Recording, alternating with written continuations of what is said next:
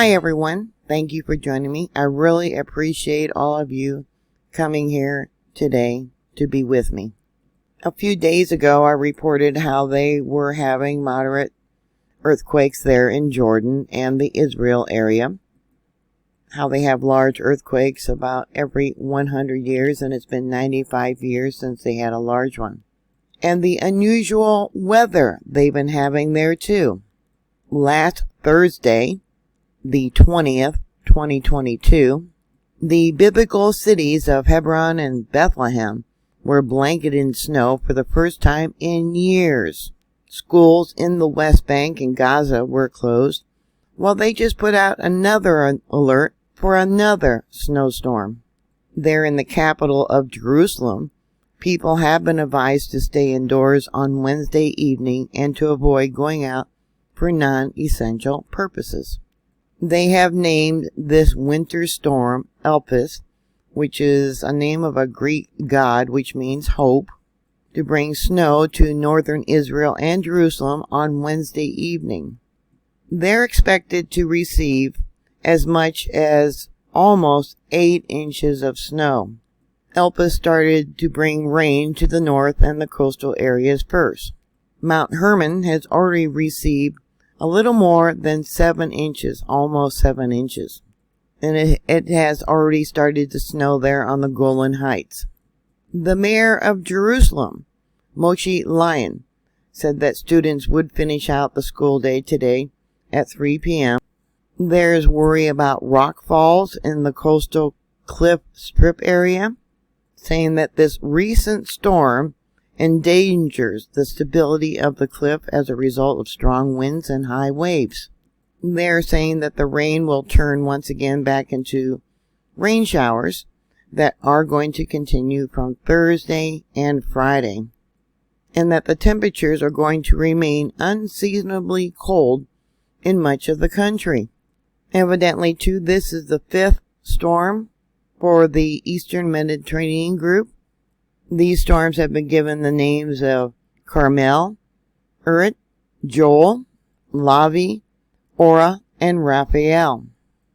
This storm Elpis has already hit Greece and Turkey, covering towns and beaches with snowfall. Snow in Israel is not only rare, but it's only temporary. Give it a day or two and it will be all gone. It's currently nighttime there in Israel and it's still snowing. Here's an image of a video that was posted on Twitter. Here's another Twitter post that shows snow at the Nablus Gate in Jerusalem. And another Twitter post, this was just a little while ago, it says, "We smell snow." According to the Times of Israel, thousands of people are stranded in Istanbul as the snowstorm causes havoc for routes to Israel. There was evidently countless people yesterday that were stuck in vehicles stranded overnight in below freezing conditions. This same storm on Monday, when it hit Turkey, they received over 31 inches in some areas. Stranded motorists either had to spend the night in their cars or abandon their vehicles to walk home. Canceled airline flights were extended until 1 p.m. yesterday over safety concerns. And also there in Turkey, they banned the use of private cars until the same time. The Times of Israel has an image of the snow that fell there in Istanbul, Turkey. "Nothing is moving. The snowplows can't even reach us," said one of the thousands of travelers stranded overnight on the highway west of Istanbul. The one person said he'd been stuck there for over 12 hours and was lucky to have food and gas and water with him. Evidently, too, in one town, 5 donkeys were rescued from freezing to death in the cold. They were sent to the Animal Protection and Rescue Association. They also went out and were feeding the stray dogs and cats.